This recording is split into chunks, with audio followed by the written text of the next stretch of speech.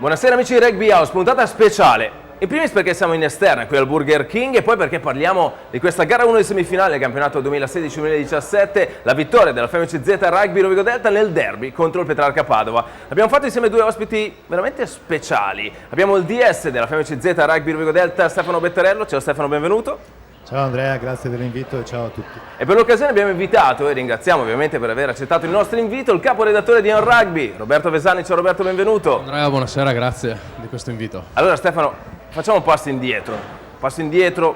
Pomeriggio piovoso, risultato splendido. 33-18 sul Petrarca, tutti hanno detto, ma non ci aspettavamo un Rovigo così. Noi ce l'aspettavamo. Allora è facile parlare col senno di poi, però io ho tanti testimoni che sanno benissimo che la fiducia, anzi la fede in questa squadra non è mai stata messa da parte e si aspettava questo famoso click, ne parlavamo più di qualche occasione, che arrivasse ed è arrivato, quindi se può essere una sorpresa per chi non ha seguito la squadra in maniera diciamo anche dal di dentro, di sicuro non lo è per noi, anche se ovviamente una prestazione di questo genere è stata anche superiore alle nostre attese. Ecco, ovviamente Roberto, tu rappresenti il panorama rugbyistico nazionale, la vostra prospettiva è molto più italiana rispetto al campionato di eccellenza. A livello generale c'era un sentore di una possibile vittoria di Rovigo, una vittoria tale di Rovigo? Ma guarda, non con questa ampiezza, non con questa superiorità nei confronti del Petrarca e non in così tanti aspetti del gioco, perché sul breakdown fisicamente, nel gioco aereo, nell'uso del piede tattico è stata veramente una partita condotta in maniera impeccabile. Scelte di gioco corrette, accelerare quando bisognava accelerare, fare le cose con calma, con pazienza. Devo dire che sì, ce la si poteva anche aspettare, ma non in questi termini. Non in questi termini, tu dici, Roberto. O almeno personalmente non pensavo potesse esserci un divario così ampio, però insomma, quando il gioco si fa duro poi si vede che la squadra molto probabilmente è uscita. Ecco, se ne è parlato molto nei giorni successivi la partita di come il Petrarca abbia forse sottovalutato questo match. Tu sei convinto che abbia magari così fatto capolino al Battaglini in maniera un po' troppo leggera? Questo è difficile dirlo, però io mi sentirei di escluderlo. Ho riguardato la partita e ho visto che il Petrarca ha subito i nostri attacchi, però era una squadra che era preparata alla battaglia, non è che è venuto pensando di aver vinto o di essere dominante prima ancora di scendere in campo. Queste poi secondo me sono congetture che ci possono stare visto come è andata la partita, però io sono strasicuro che il Petrarca pensava di avere una partita difficile e probabilmente non pensava di averla così difficile. Roberto, secondo te quanti meriti di Rovigo, quanti demeriti del Petrarca? Ma io direi più meriti di Rovigo che demeriti di Petrarca. Non credo che una squadra comunque con questa esperienza, con questa tradizione, con un tecnico come coach Cavinato, in più in quello che è il derby d'Italia, una partita sentitissima, possa presentarsi al Battaglini in semifinale sottovalutando l'avversario. Io vedo più meriti di Rovigo che demeriti di Padova. Ecco Stefano, abbiamo parlato, giustamente tu menzionavi prima, molto spesso in queste ultime 3-4 settimane l'attesa di questo click, di questo switch on da parte dei ragazzi. È avvenuto? In che modo è avvenuto e quando secondo te è avvenuto?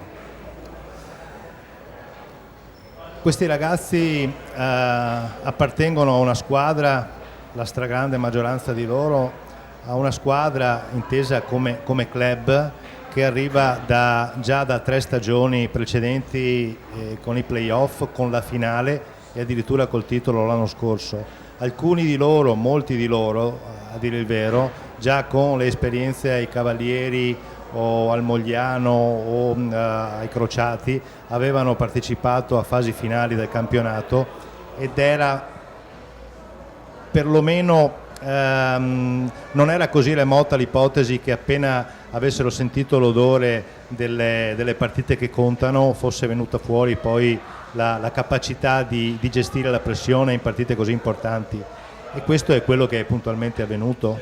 Quindi è vero, vista dal di fuori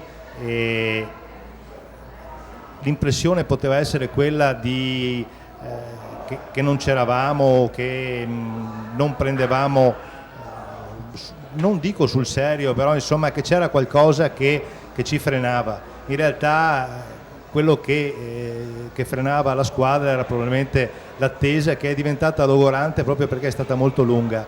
Noi siamo arrivati praticamente con la certezza, non matematica, però la certezza nei propri mezzi che i playoff sarebbero stati nostri già a partire dalla fine di gennaio, e quindi c'è stata una specie di piccola traversata nel deserto nella quale magari inconsciamente ci sono stati dei momenti in cui non si è riusciti a avere quello stimolo in più che invece quando arrivano queste partite come i playoff automaticamente vengono fuori. Ecco Roberto, cosa ti ha impressionato di Rovigo e cosa proprio non ti è piaciuto del Petrarca? Di Rovigo ti direi, a parte insomma la fisicità e la voglia di combattere su ogni breakdown, più in generale direi l'aver saputo fare una partita, dico paziente, nel senso una partita che quando tutte le volte che c'era da calciare si è calciato, quando si è da fare qualche mini unit è stata fatta una mini unit, quando si è trattato per esempio di cambiare un po' il ritmo, come il cambio di fronte di gioco che ha portato alla meta di Basson, si è anche tra virgolette diciamo osato, era un campo pesante, però c'è stata la capacità di adattarsi al campo ma anche di leggere le situazioni man mano che capitavano. Per quanto riguarda Petrarca, potrei dire il gioco aereo forse, è stato un aspetto deficitario, però credo che entrare in campo, subire questa aggressività, questa fisicità, a subire anche subito tanti punti, in qualche modo deve aver influito anche a livello psicologico, insomma, perché poi immagino che ripartire sotto nella ripresa al Battaglini, poi con un campo così pesante, contro avversari così poi motivati, che man mano che va avanti la partita costruiscono, no? Sempre di più, trovano sempre più energia, sempre più affiatamento, deve essere stata dura.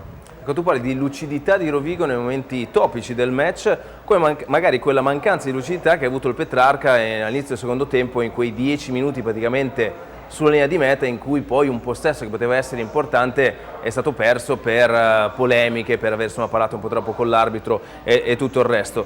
L'anno scorso, insomma Stefano, abbiamo parlato molto spesso delle caratteristiche di questa squadra e quanto tu nel tuo corso, nella tua gestione abbia voluto infondere fiducia in questi ragazzi e la consapevolezza dei propri mezzi. Hai rivisto un po' questo parallelismo e quanto è successo l'anno scorso nei nostri ragazzi? Indubbiamente non si può non notare.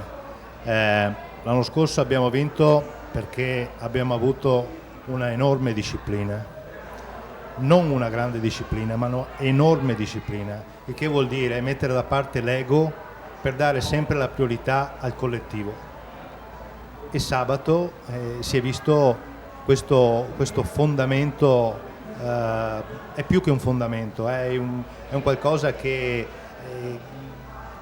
se non c'è è impossibile costruire qualcosa sopra. La disciplina, il rigore tattico, l'applicazione, e una cosa che mi è piaciuta tantissimo, con la quale con i giocatori avevamo accarezzato l'argomento ancora ad Albarella nel ritiro della squadra, la dedizione.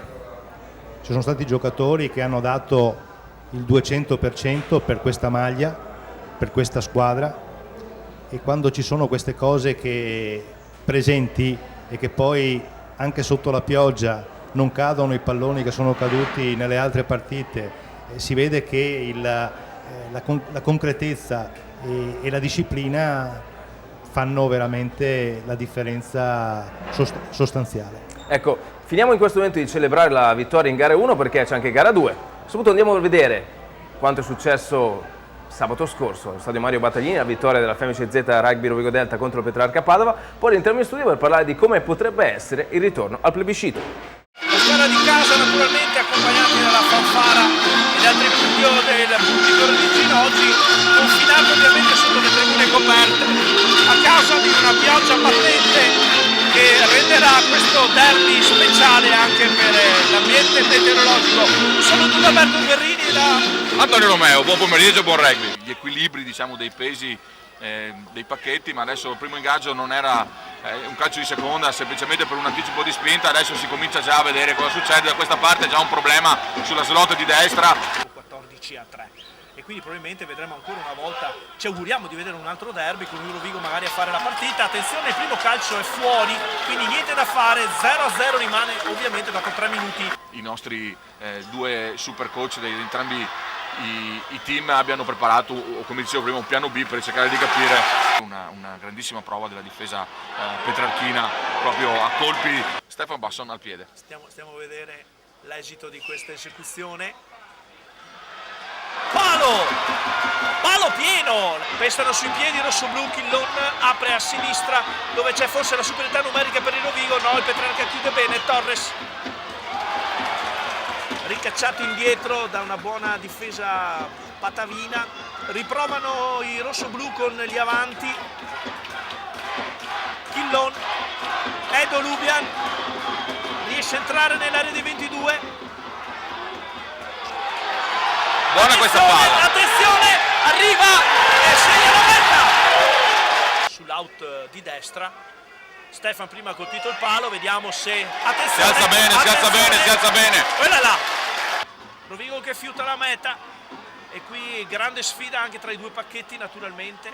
Grande sfida, Alberto, e grande pazienza nel riuscire a guadagnare anche 15 centimetri. Vediamo che Basson si porta sul lato destro, sguarnito, vediamo se i giocatori del pacchetto rossoblu se ne accorgono. Ancora un prendi e vai, ma poi l'arbitro Liperini dice attenzione, devi giocare, pallone, attenzione, Bomber di là! Meta! Bravissimi anche i backs del Rovigo che a un certo punto hanno cambiato senso, Basson, Barion sono andati dall'altra parte. Complessiva. Ecco il calcio di Meliti Politi che alza ha una bene, grande forza nella propria muscolatura e di conquista statica, però il Petrarca è riuscito a evitare una marcatura diretta.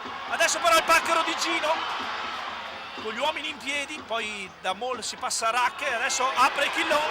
Rodriguez, eccolo. no! Meta di Basson.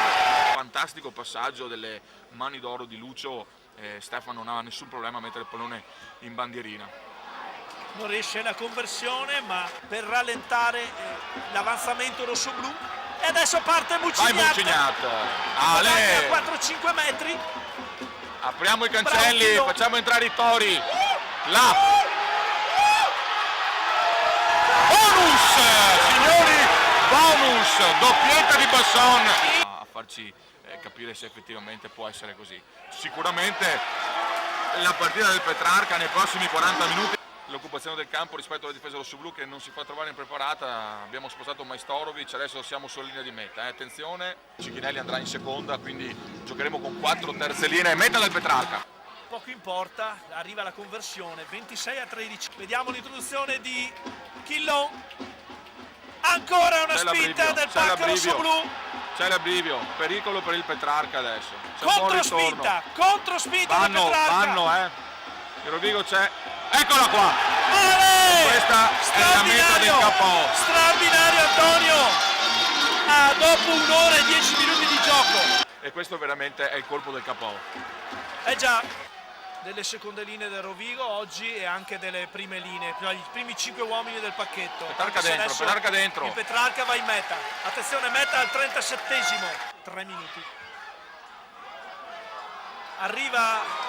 Non arriva la trasformazione. Allora, e adesso c'è un calcio di seconda non accetta per l'ingresso, il Rovigo. giusto. Quanto è prezioso questo calcio di seconda? Eccolo qua quanto è prezioso. Allora amici di Rugby House, la partita si conclude, gara 1 di semifinale. Femici Z Rugby Rovigo Delta batte Petrarca Padova 33-18. Antonio. Bentornati in studio, adesso andiamo a sentire un po' anche, diciamo che Roberto oggi rappresenta la controparte, ecco, Stefano essendo di essere rossoblu dobbiamo sentire anche un po' l'altra campana. Roberto, secondo te quale sarà la strategia o quale dovrà essere la strategia per il Petrarca per ribaltare il risultato al ritorno?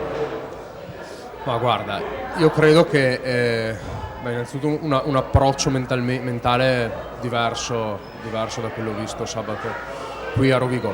Poi credo che molto potrebbe influire anche dalle condizioni ambientali, dal meteo, perché inutile negare che comunque nella partita di andata il campo pesante ha avuto un suo ruolo, non ha condizionato in tutta la partita, però comunque ha influito sul modo di giocare. Padova è una squadra che ama molto muovere palla, è pericolosa con la linea veloce, insomma ci sono giocatori che singolarmente sono in grado di batterti nell'1 contro 1, hanno lo flood nelle loro corne, insomma sono giocatori che su un campo leggero, non pesante, amano andare. È una partita però che devi vincere bene, perché sappiamo come funzionano i punteggi nella semifinale, quindi devi partire e attaccare. Disciplina massima nella tua metà campo per non subire, per non dare la possibilità agli avversari anche di rimanere attaccati alla partita, anche se magari sei sotto nel punteggio, non dare mai l'impressione all'avversario di potercela fare e attaccare dal primo all'ultimo minuto. Sarà difficile comunque, perché comunque il punteggio dell'andata è forte. È più quasi nel 5-0 che nel 33-18, penso sia la differenza, no?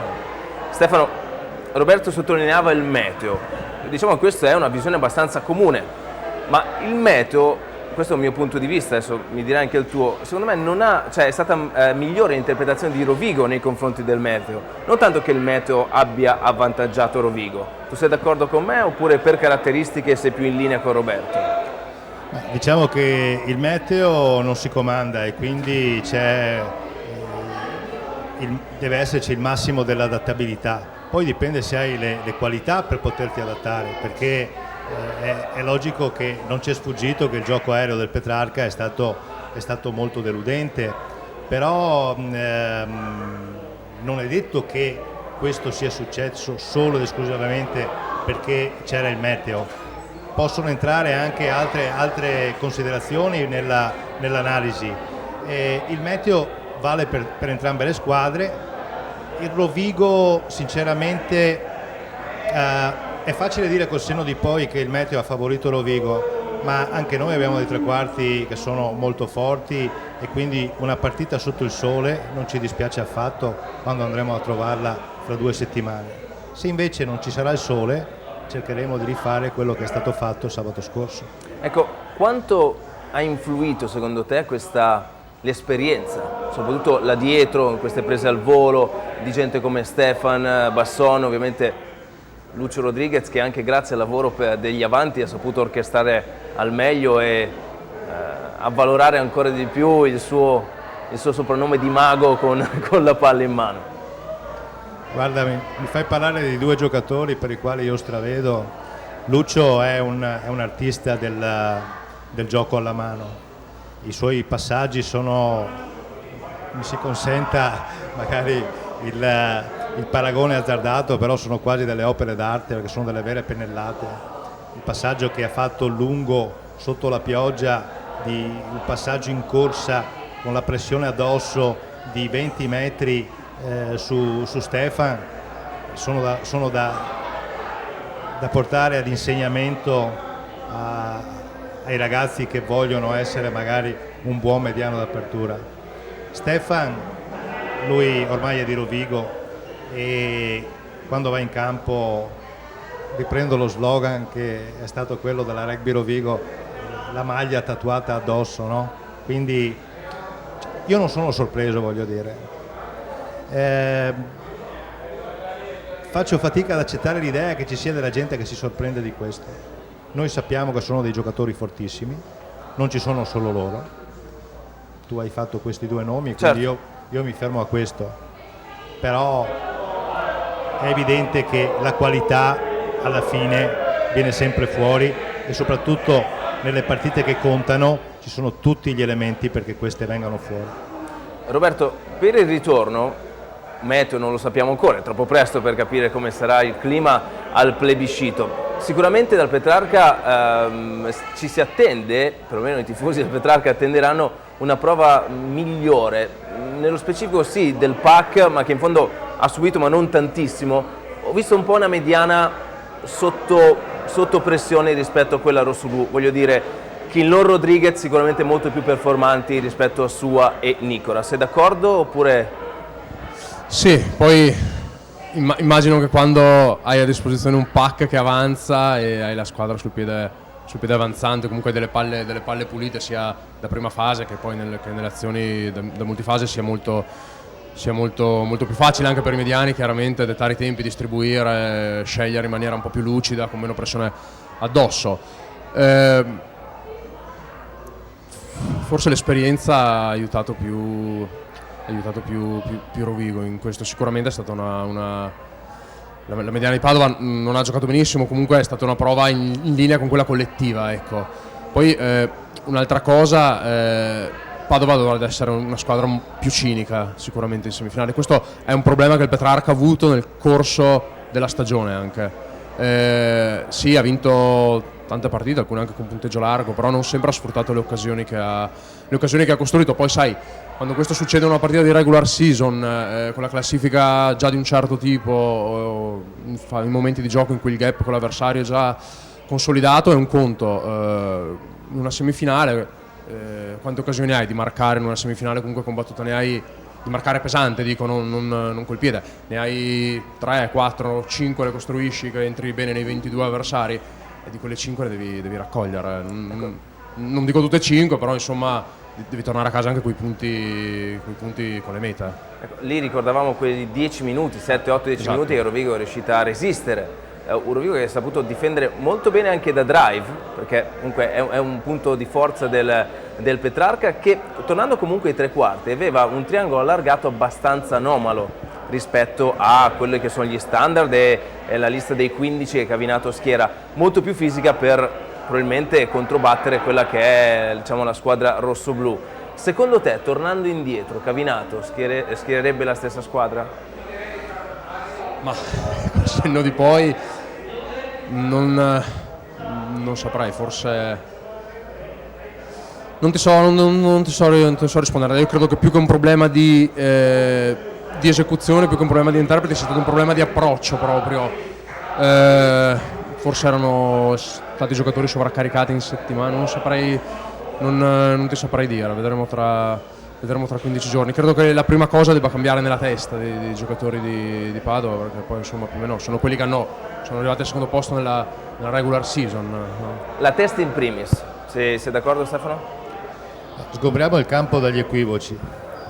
Noi ci aspettiamo una partita durissima, non diamo assolutamente per scontato che il Petrarca abbia abbassato la testa, e se è successo nella partita di sabato hanno comunque il tempo per rimettere le cose a posto, e quindi noi andremo là per giocare una partita che sarà come una finale, sia per noi che per loro. Quindi non sono assolutamente convinto che dopo che abbiamo parlato così bene del Rovigo e così diciamo in maniera deludente del Petrarca, che la cosa si riproponga. Noi ci aspettiamo un Petrarca che vorrà sicuramente vendere cara la pelle, e probabilmente avrà fatto anche tesoro dell'esperienza negativa che ha avuto in questa partita. Quindi ecco, voglio che sia chiaro, ed è un messaggio che do sia ai miei ragazzi e ai tifosi: la nostra squadra non andrà con la testa che ha già fatto architetture che non ci appartengono. Andremo là sapendo di trovare una grande squadra, un grande club, una squadra che se il Rovigo è grande è perché ha avuto sempre anche avversari grandi che gli hanno fatto avere la consapevolezza di essere una grande squadra, e uno di questi avversari grandi non è sempre stato il Petrarca, è il Petrarca per il Rovigo. Si riparte dallo 0-0, no Roberto? Questa potrebbe essere la chiave per Rovigo per non commettere lo stesso errore che probabilmente ha commesso Petrarca in gara 1. Guarda, io non credo proprio che Rovigo sa benissimo che partita deve affrontare, lo staff tecnico, la società, i giocatori stessi hanno giocato magari in carriera delle partite del genere, chi più recentemente chi meno. È una squadra che ha, credo, all'interno dello spogliatoio diversi leader anche, no? Giocatori con tanta esperienza che sanno cosa gli aspetta e sanno anche come affrontarle queste partite. Credo che non daranno assolutamente nulla per scontato, né tantomeno di acquisito. Immagino che andare a giocare a Padova non è mai una partita come le altre, credo, per un giocatore di Rovigo, quindi insomma non mancano le motivazioni, non manca il fascino, non manca il contesto anche ambientale, no? Affinché si viva un'altra grande partita molto combattuta. Credo che nessuna delle due squadre la sottovaluterà, proprio assolutamente no. È ovvio che un occhio di riguardo, un po' di attenzione dobbiamo andare anche sull'altra semifinale, Viadana-Calvisano, una Viadana che vince 18-12, ma è un po' tutto, diciamo, in stand-by per un possibile ricorso che Viadana sembra abbia portato avanti. Roberto, una semifinale, quella tra Viadana e Calvisano, che mette ancora in luce le qualità di una squadra in forma come Viadana, che ha saputo sorprendere Calvisano. Poi c'è questo ricorso che insomma capiremo un po', di certo fermandoci al campo, che è quello che forse ci interessa di più. Come hai visto questo match? Allora, Viadana ha chiuso la stagione regolare in crescendo, si è vista una squadra che è arrivata alla semifinale pronta. Guardando la classifica finale, Calvisano aveva quasi il doppio dei punti conquistati, quasi il doppio delle vittorie, però veramente si è vista una partita molto, molto equilibrata, che Viadana ha saputo interpretare meglio, sfruttando l'indisciplina di Calvisano, che si è vista più volte nel corso della stagione, però in partite così di andata e ritorno quasi secche, quando sei dall'altra parte un calciatore come Orson che comunque ha un buon piede per centrare i pali, la paghi. Viadana ha fatto una partita molto di consistenza con gli avanti, ha messo in difficoltà Calvisano in mischia ordinata, sul breakdown, nei drive da Mulle, da cui sono arrivati almeno due calci di punizione. Gli altri sono arrivati soprattutto in situazioni di breakdown in cui Calvisano ha faticato o a pulire il proprio portatore o a spazzare il punto d'incontro, perché comunque ci sono giocatori pesanti dall'altra parte, fisici, anche lì il campo era abbastanza pesante, lo Zaffanella. Ha interpretato bene la partita, fermandoci a quello che è successo in campo. È stata una partita matura, credo, non stupisce. Frati è una persona, sa organizzare bene le partite, le sue squadre sono organizzate. Al ritorno vedremo un Calvisano all'arma bianca proprio. Calvisano dovrà entrare in campo, qualunque cosa succederà fuori dal campo. Calvisano dovrà andare in campo e ritrovare un po' i suoi punti di forza, ball carrier pesanti, la linea sul piede avanzante, anche lì si riparte dallo 0-0, no? Certo. come Padova. Decisamente. Stefano, un Viadana che non è più Orson Brex, probabilmente, come diceva Roberto, con gli avanti sta assumendo una qualità, una consistenza non indifferente. Io ho notato un Viadana che Pippo Frati ha messo in campo in maniera perfetta. Ha veramente indovinato la tattica con cui affrontare il Calvisano, e questo unito a una fisicità veramente sorprendente soprattutto del pacchetto, mi ha impressionato molto, e quindi in qualche maniera è una sorpresa, perché a noi spettatori esterni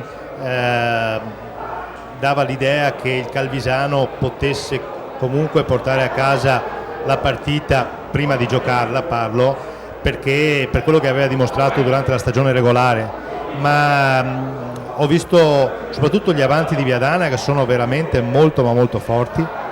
Ho visto una linea di tre quarti che ha in qualche maniera chiuso sempre abbastanza bene gli attacchi dei bresciani, anche se alla fine la squadra che ha segnato meta è il Calvisano, e diciamo che la meta di Susio è nata da un rimpallo su un pallone sbagliato in prima intenzione, e quindi diciamo più per un'azione individuale che non per un'efficacia del gioco di linea. E poi ho visto il solito Tuivati che quando si mette in moto vicino alla linea di meta è ben difficile buttarlo giù, però il Viadana c'era e come se c'era, e quindi noi da spettatori neutrali penso che vedremo una partita molto interessante al ritorno fra 15 giorni.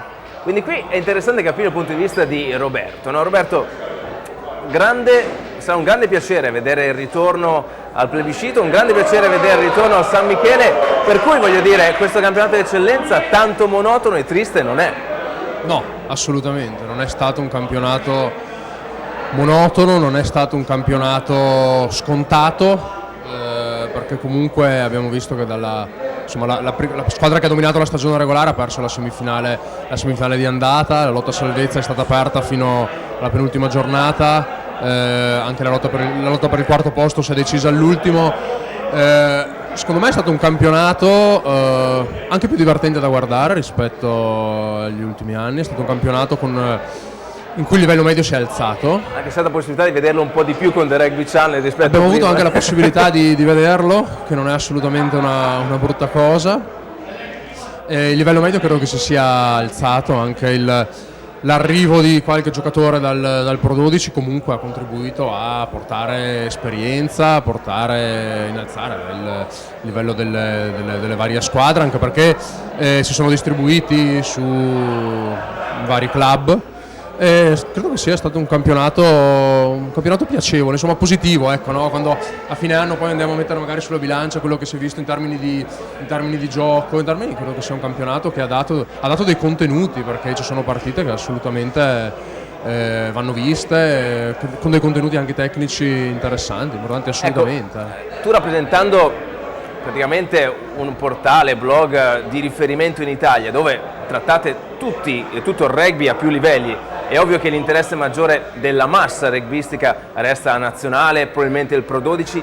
Che ruolo ha l'eccellenza in tutto questo? Parlo proprio di interessi, feedback che voi avete durante i vostri articoli e lo sviluppo dei vostri contenuti. È un campionato che meriterebbe molto più interesse di quello che ha. È un campionato che troppo spesso viene sottovalutato, ma a priori. C'è chi pensa che dopo l'ingresso nel Pro 12 l'eccellenza... Sì, chiaramente l'ingresso nel torneo celtico ha avuto una ripercussione sul massimo campionato nazionale, però la realtà è molto meglio di quello che una persona potrebbe pensare, di quello che si può immaginare. Dà dispiacere vedere a volte che ci sono pochi spettatori allo stadio. Chiaro che insomma qui siamo in una realtà particolarmente privilegiata, ma sappiamo che il rugby, la palla ovale a Rovigo, in una zona del Polesine, insomma è quasi lo sport principale.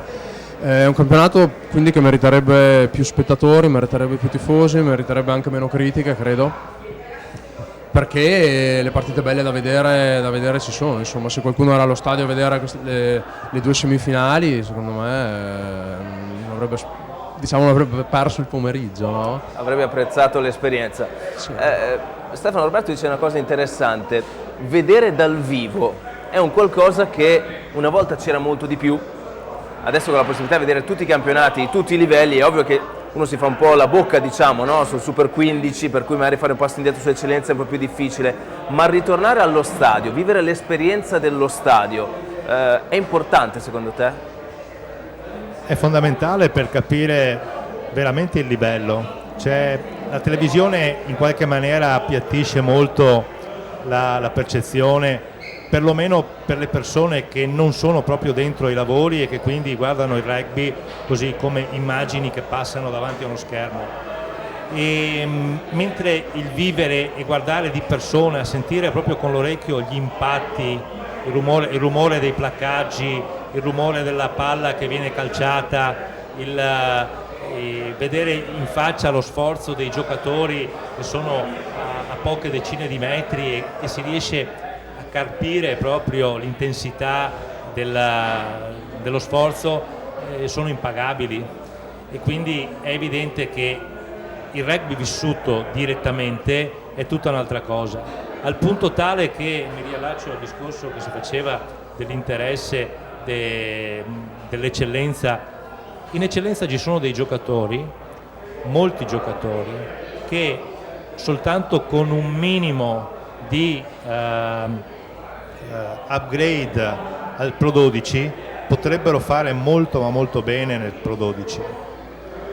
La prova ne è che continuamente ci sono giocatori che vengono chiamati dall'eccellenza per le franchigie, parecchi si fanno anche notare, vanno addirittura in nazionale. Noi pensiamo che l'anno scorso avevamo Quaglio e Bronzini che quest'anno sono andati direttamente nella nazionale di O'Shea.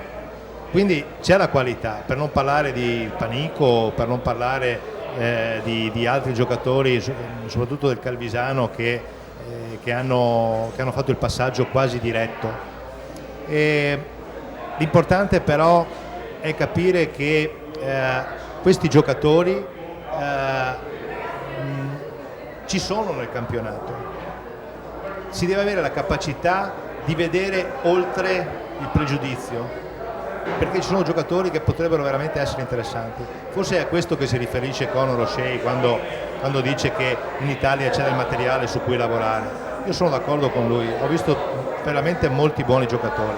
Al contrario, si potrebbe anche dire, ci sono anche giocatori che sono venuti dal Pro 12 e che si sono ricalati nelle realtà d'eccellenza e non hanno fatto la differenza che ci si aspettava, proprio perché il livello probabilmente, non dico che sia lo stesso, ci mancherebbe, però è più vicino forse di quello che possiamo immaginare. Siamo in chiusura di Rugby House, però visto gli ospiti voglio continuare un po', tanto so che vi piace quello che stiamo facendo, per cui insomma so che non cambierete canale di certo. Roberto, adesso qua voglio metterti un po' in difficoltà perché insomma sono stato accogliente fino a questo punto, adesso un po' di difficoltà ti devo mettere. Qual è la percezione, parlo sul tuo blog o in genere, tu da uomo di rugby che non sei di Rovigo al di fuori, diciamo, dal contesto polesano?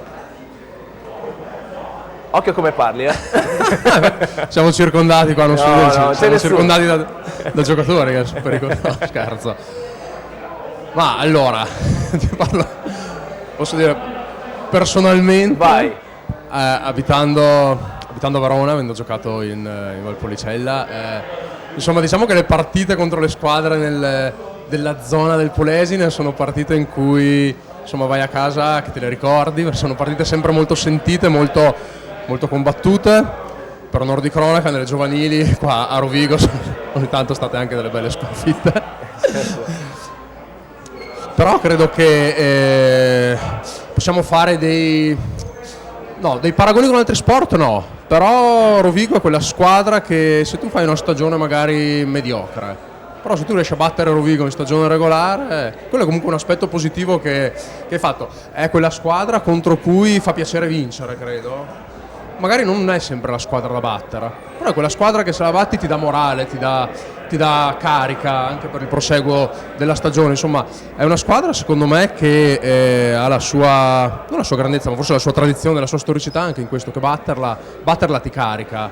Credo che per un giocatore, insomma, venire, se poi uno viene a vincere qua a Rovigo, insomma, comunque è una cosa che uno si ricorda. E a livello di ambiente, tifosi, città, ovviamente da un punto di vista mediatico siamo sovraesposti in maniera forse unica, diciamo, in Italia, non sono così tanti quotidiani o giornali online che parlano di rugby come da noi. Gli altri tifosi come ci percepiscono, come scrivono, i feedback, i post che fanno quando si parla di eccellenza, si parla di Rovigo? Un ambiente sempre caldo,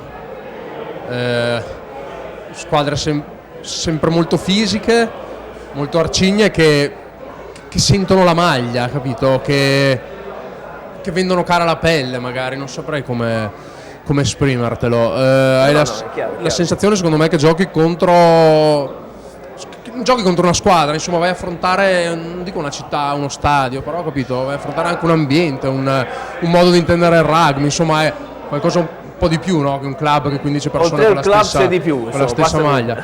Io credo che, insomma, sia un caso più forse unico in Italia. È un po' un amore-odio, però, nel senso, verso Rovigo. Beh, oddio, chiaramente è la squadra che tutti vogliono battere, anche la squadra che non che tutti odiano, però insomma una squadra che magari è considerata un po' più avversaria delle altre, capito? Ok. Non è un avversario come tutti. Ecco. Okay. E noi in fondo piace essere un po' più avversari rispetto agli altri, no Stefano? Adoro questa cosa. così. Allora, io ho giocato sempre a Rovigo, poi sono andato fuori e quando ero fuori dicevano sempre Tessimo Rovigotto, nel senso che comunque i valori e quello che mi ha insegnato questa maglia, la maglia rossa e blu, li ho sempre avuti anche sotto la maglia ufficiale diversa che indossavo. Volevo soltanto dire una cosa rispetto a quanto affermato da Roberto. Io penso che in maniera benevola siamo invidiati perché abbiamo quello che tanti vorrebbero avere e purtroppo, dico purtroppo con dispiacere, non hanno: un attaccamento viscerale,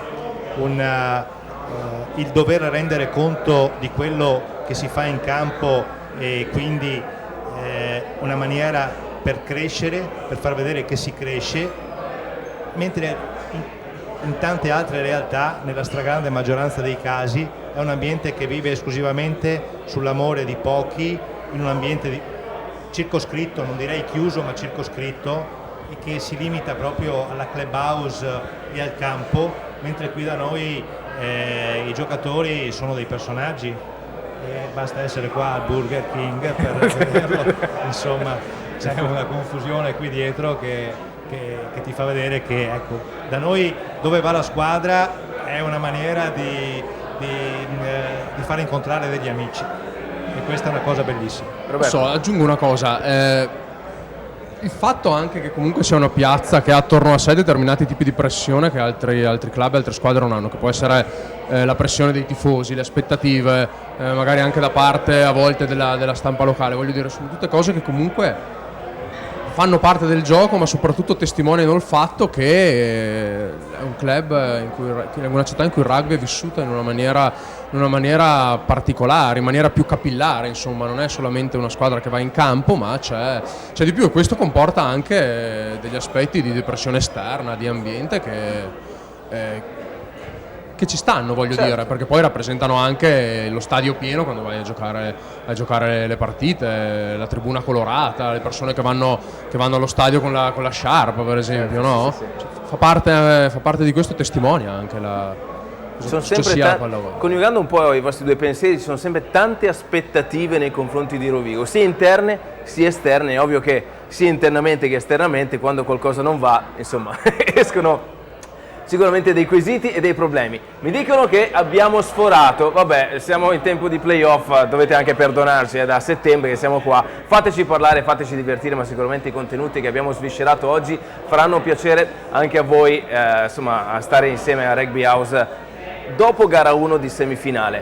Il prossimo weekend non si gioca, ribadiamo, il concetto, il ritorno è il 21 al plebiscito, per cui siamo organizzati in maniera da supportare la squadra rossoblu anche in gara 2, gara fondamentale. Stefano diceva, Roberto ovviamente sottolineava, non è deciso nulla, è stato fatto un buon primo passo, ma serve il secondo, definitivo. Grazie Stefano per essere stato con noi. Grazie Andrea, grazie anche a te Roberto di essere stato qui. Roberto, è stato un piacere, quando vuoi sappi che insomma noi ci siamo. Grazie anche a voi gentilissimi dell'invito. Signori, ricordo ancora, 21 maggio, stadio Plebiscito, Padova, gara 2 di semifinale. Buonanotte.